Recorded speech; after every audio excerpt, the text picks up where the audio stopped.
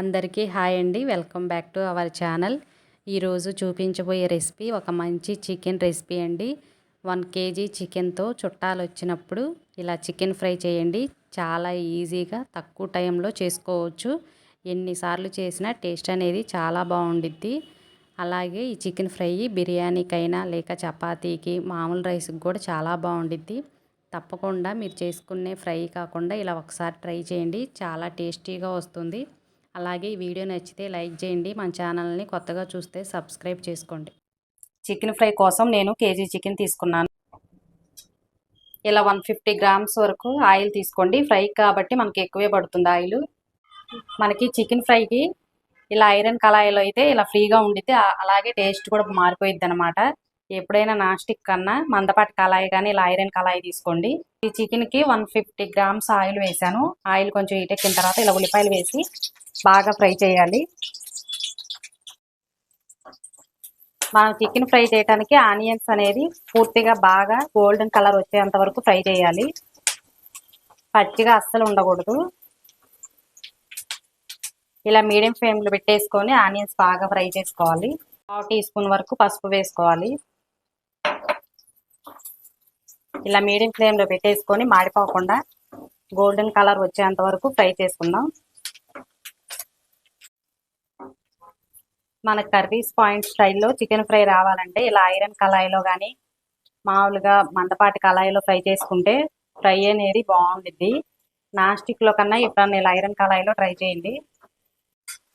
మనకు ఆనియన్స్ చూసారు కదా ఫ్రై అయిపోయినాయి. ఇప్పుడు చికెన్ వేసుకోవాలి.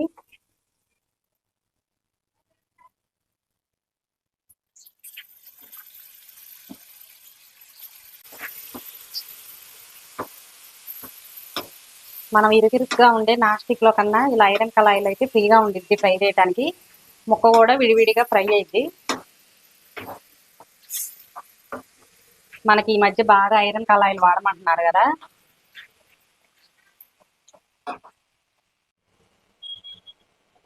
ఇప్పుడు చికెన్లో ఉండే వాటర్ అంతా బయటకు వచ్చేసి చికెన్ అంతా ఫ్రై అయిపోయిద్ది కదా.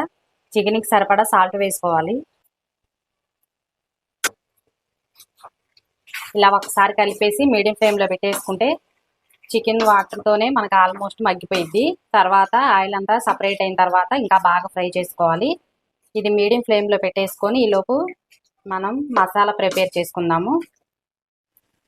2 స్పూన్స్ వరకు ధనియాలు వేయండి. అలాగే దాల్చిన చెక్క, 3 యాలకులు, అలాగే 5-6 లవంగాలు వేసుకొని ఫ్రై చేసుకోవాలి.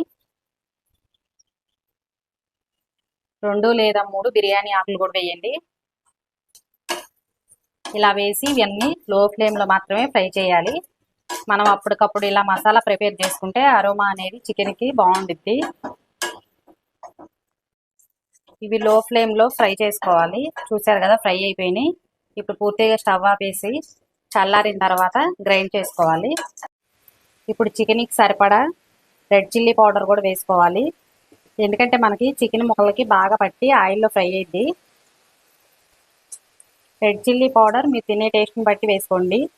మనకి చికెన్ అనేది స్పైసీ కోసం కొంచెం రెడ్ చిల్లీ పౌడర్ ఎక్కువే పడుతుంది.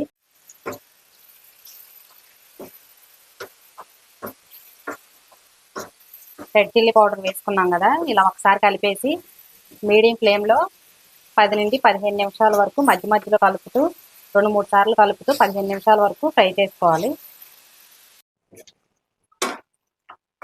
ఇలా మధ్య మధ్యలో 2-3 సార్లు కలపండి.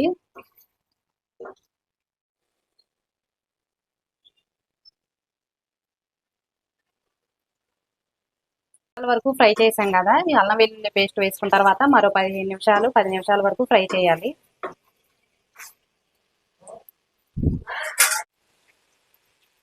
టూ స్పూన్స్ వరకు అల్లం వెల్లుల్లి పేస్ట్ వేయండి. మనం ముందే వేస్తే అల్లం వెల్లుల్లి మాడిపోయింది కాబట్టి ఇలా మధ్యలో వేయాలి.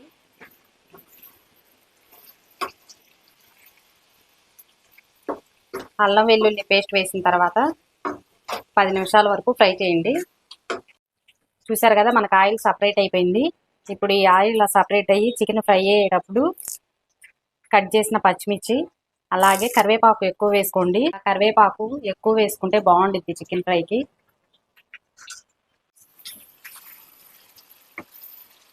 కరివేపాకు పచ్చిమిర్చి కూడా లైట్గా ఫ్రై అవ్వాలి. చికెన్ పులుసు కన్నా ఇలా చికెన్ ఫ్రై చేస్తేనే మా పిల్లలు ఎక్కువ ఇష్టపడతారు. అందుకని ఈరోజు నేను ఫ్రై చేస్తున్నాను. చికెన్ చూస్తుంటేనే చాలా బాగుంది అరోమా, టేస్ట్ కూడా చాలా బాగుంది. ఇలా ఒకసారి తప్పకుండా ట్రై చేయండి.